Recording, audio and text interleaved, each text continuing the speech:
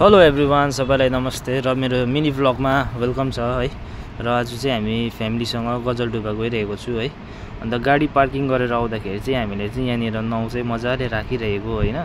अब देखे ल जाउँ न त, अन्त हामी पनि नाउ चढौँ भनेर सबैजना हामी नाउपट्टि लाग्यो है। र अब कुन चाहिँ नाउमा चढ्ने त अब हैन, यहाँ यति साह्रो नाउ छ, अब कुन चाहिँमा चढ्ने। अब यहाँ चाहिँ अब एउटा टर्न बाइ टर्न हुँदो रहेछ है। त्यहाँनिर बसिरहेको थियो दाहरू, उनीहरूले अब लाइनमा लगाइदिएको हुँदो रहेछ। र हामीले एउटा फाइनली एउटा नाउ चाहिँ अब कन्फर्म गरे, त्यसमा हामी चढे है। र यो नाउमा चाहिँ हाम्रो मोटामोटी 6 जना गएको थियौँ हैन। 6 जनाको क्यापेसिटी रहेछ हो। र 6 जना बसेर गए हो। र हामीसँग हाम्रो बेली पनि थियो हैन। हामी सबैजनाको सिनको मजा लिइरहेको थियो। हाम्रो बेलीले पनि एकदमै धेरै इन्जोय गरिरहेको थियो नाउमा हो।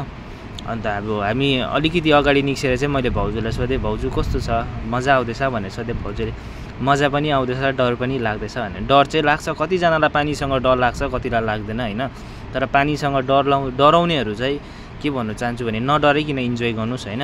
किनभने त्यस्तो के डर छैन, प्रब्लम छैन है। तपाईहरु सेफली नै इन्जोय गर्न सक्नुहुन्छ। र यो जग्गा अब धेरै अगाडि आएपछि चाहिँ यसरी जंगलको बीचमा चाहिँ लैजाउँदाखेरि चाहिँ मलाई चाहिँ एकदमै दामी लाग्यो क्या। यो भ्यू चाहिँ अब अगाडि चाहिँ खुल्ला थियो है। त्यसको अलिकति अगाडि जुन आए हामी, त्यहाँनिर चाहिँ एकदमै जंगल, ठिकै एउटा नाउ मात्रै अट्ने पानी बाटो हैन। एकदमै रमाइलो लाग्यो क्या यो जग्गा चाहिँ मलाई।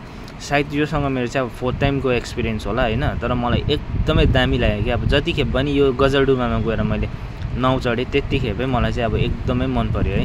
जतिखेप गएँ त्यतिखेपै मैले नाउ चढेँ है। म तपाईहरुलाई यही सजेस्ट गर्न चाहन्छु कि तपाईहरु पनि गजलडुबा जानुभयो भने नाउ चाहिँ चढ्नुस् है। किनभने नाउ चढ्दा एउटा यसो पीस फिल हुन्छ हैन। माइन्डै एकदम पीस भइदिन्छ है।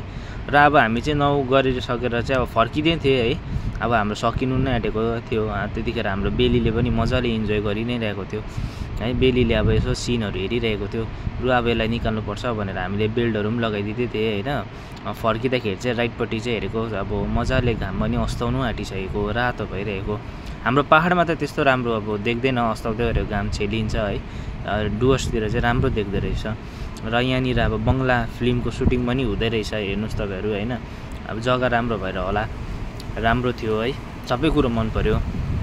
र अब हामी चाहिँ अब फर्किँदैछु है।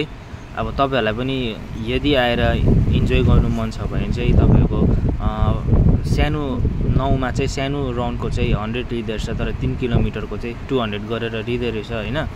अब इफ तपाईहरुलाई चढ्नु मन छ भने, तपाईहरु धेरै छ भने मान्छेहरु, उनीहरूले डिस्काउन्ट पनि गरिदिँदै रहेछ। हामीलाई 2 जनाको डिस्काउन्ट गरिदिएको थियो। हामी 12 जना थिए हैन। र तपाईहरुले पनि भन्नुभयो भने तपाईहरुको पनि डिस्काउन्ट गरिदिन्छ।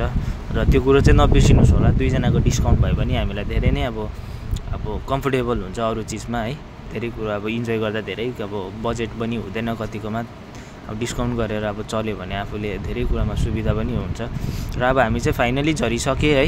अब यहाँबाट झर्दैछु। अन्त भोक लाग्यो, सबैजनाले भन्यो जाउँ न त के खाऊँ भनेर बाहिर निस्केको। बाहिर निस्किँदाखेरि खानेकुराहरू त्यस्तो थिएन। तर अब यहाँनिर अब तपाईको अब यो फास्ट फुडहरुमा अब जस्तो कि अब यो चटपटे भयो, चाउमिन मोमो चाहिँ थियो यहाँनिर हैन। र पहिला यस्तो थिएन, तर अहिले धेरै राम्रो भएको रहेछ।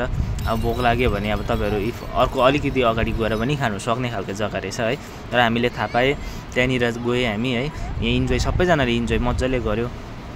र यहाँ इन्जोय गरिसकेर भोक लागेर चाहिँ हामी अर्को जग्गा खाना खानु पर्यो भनेर आएको थिएँ। खानाहरु तर त्यस्तो खानु नमन परेर सबैजनाले यहाँ स्पेशल माछा नै रहेछ है। यहाँ झिँगे माछा, गङ्गेटा रहेछ, ठुलो खालको माछा, सानो खालको माछा रहेछ। र मलाई चाहिँ यो झिँगे माछा चाहिँ धेरै दिनदेखि खानु मन परिरहेकोले गर्दाखेरि चाहिँ मैले चाहिँ एउटा झिँगे माछा नै खाएँ हैन। र ट्राई गरौँ न त भनेर टेस्ट गरेँ। मलाई चाहिँ एकदमै दामी लाग्यो, एकदमै मन पर्यो है। र तपाईहरुलाई भिडियो कस्तो लाग्यो, मन पर्यो भने लाइक, शेयर, कमेन्ट्स गरिदिनु नभुल्दिनु होला।